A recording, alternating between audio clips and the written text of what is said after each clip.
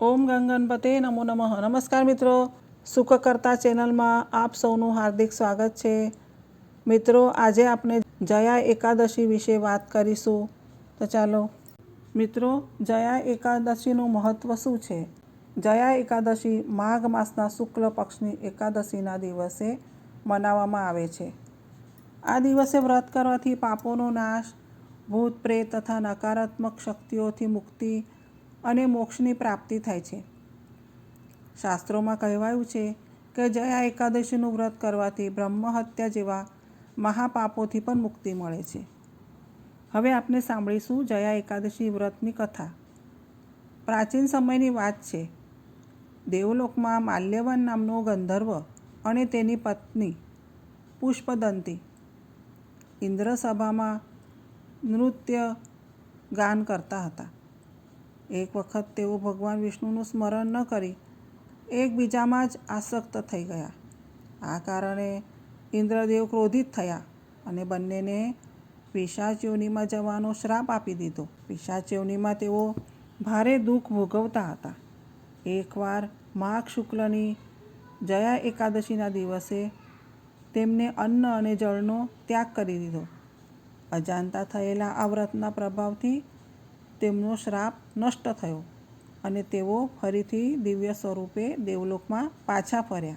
મિત્રો, આ રીતે જયા એકાદશીનું વ્રત શ્રાપ, પાપ અને દુઃખમાંથી મુક્તિ આપનારું માનવામાં આવે છે. હવે આપણે જાણીશું જયા એકાદશીની પૂજા વિધિ. વહેલી સવારે બ્રહ્મ મુહૂર્તમાં ઉઠીને સ્નાન કરો. શુદ્ધ વસ્ત્ર ધારણ કરી વ્રતનો સંકલ્પ લો. ભગવાન શ્રી વિષ્ણુ અથવા શ્રી કૃષ્ણની પૂજા કરો. પીળા ફૂલ, તુલસીના પાન, દીવો, ધૂપ અને નૈવેદ્ય અર્પણ કરો. ઓમ નમો ભગવતે વાસુદેવાય નમઃ મંત્રનો જાપ કરો. દિવસભર ઉપવાસ રાખો. નિર્જળ રહેવાય તો નિર્જળ અથવા તો ફરાહાર કરો. રાત્રે જાગરણ કરી વિષ્ણુ સહસ્ત્રનો પાઠ કરો. બીજા દિવસે દ્વાદશીએ દાન કરીને વ્રતનું પારણું કરો. હવે આપણે જાણીશું જયા એકાદશી વ્રતનું ફળ. તમામ પાપનો નાશ થાય છે. ભય અને નકારાત્મક શક્તિઓથી રક્ષા મળે છે. સુખ, સમૃદ્ધિ અને શાંતિ પ્રાપ્ત થાય છે.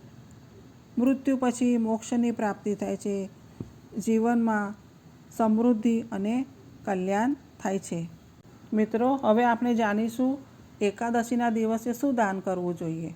પહેલા નંબરે આવે છે અન્નદાન. ચોખા, ઘઉં, દાળ, લોટ, ઉપવાસી માટે ફળ અને સાબુદાણા અથવા તો ફરાહારની વસ્તુઓ. બીજા નંબરે આવે છે જળદાન. માટલી, ઘડો પાણીથી ભરેલો. ઉનાળામાં વિશેષ પુણ્ય મળે છે. વસ્ત્રદાન. શુદ્ધ અને નવા અથવા સ્વચ્છ કપડાનું દાન. પીળા અથવા સફેદ વસ્ત્ર શુભ માનવામાં આવે છે. પછી ચોથા નંબરે આવે છે દીપદાન. ઘી અથવા તેલનો દીવો તુલસી પાસે અથવા વિષ્ણુ મંદિરમાં.